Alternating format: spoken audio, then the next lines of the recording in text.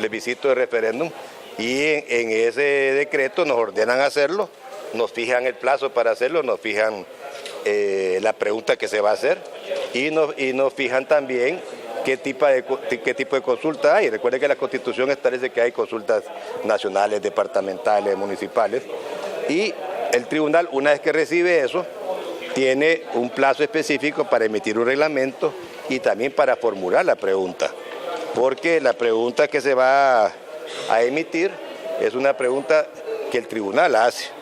O sea, el Congreso le manda a uno lo que considera como pregunta, pero el tribunal tiene que ser una pregunta muy, muy específica. Le voy a dar un ejemplo.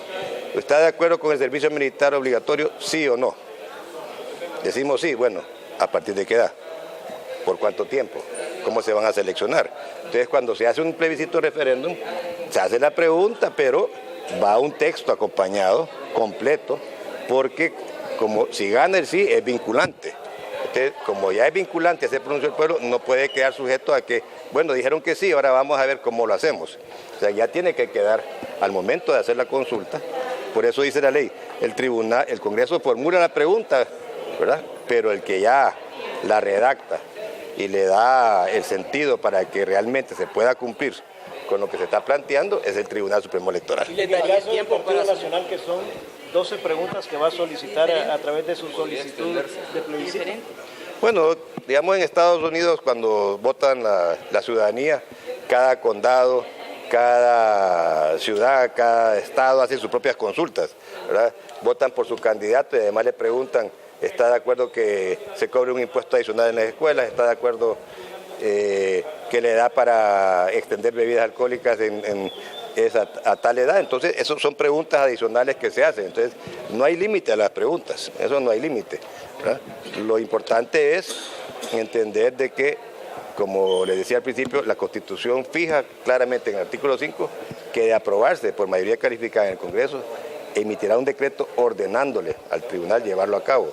Y cuando dice la Constitución que le van a ordenar, el que recibe la orden no tiene más que hacer que cumplir con lo que establece la Constitución y la ley. ¿Les daría tiempo para hacer el proceso de elección primarias y el proceso de la consulta, tomando en cuenta que hay personas que difícilmente pueden leer corrido o entender, interpretar las cosas a un tiempo?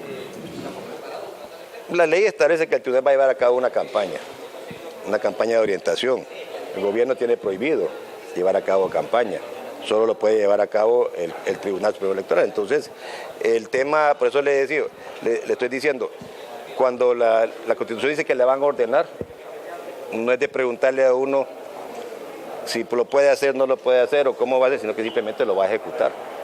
Y si lo ejecuta, tiene que hacerlo de la mejor manera posible.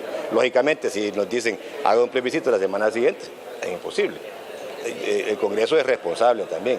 No nos va a dar una orden sobre un tema que sabe que es imposible llevarlo a cabo y habrá que esperar si lo aprueban o no lo aprueban, y si lo aprueban, ¿para cuándo lo están fijando? Hasta el momento ve usted que caben en el contexto de las preguntas del Partido Nacional en cuanto a estas 12 consultas de iniciativa de plebiscito.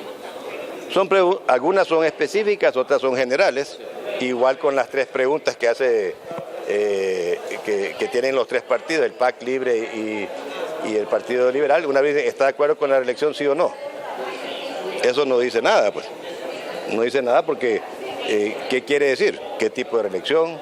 ¿Para quién? Porque una pregunta no puede ser sujeta pues, a una interpretación. Está hablando de la reelección de quién.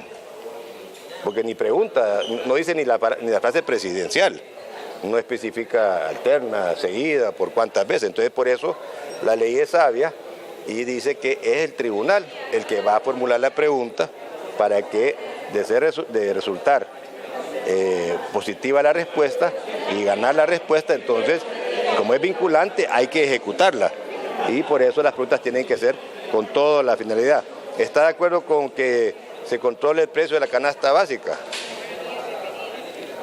Tiene que explicar, el tribunal tenía que poner la pregunta bajo qué mecanismo, bajo qué control y bajo qué mecanismo. Entonces, esos son los temas que tenemos que hablar.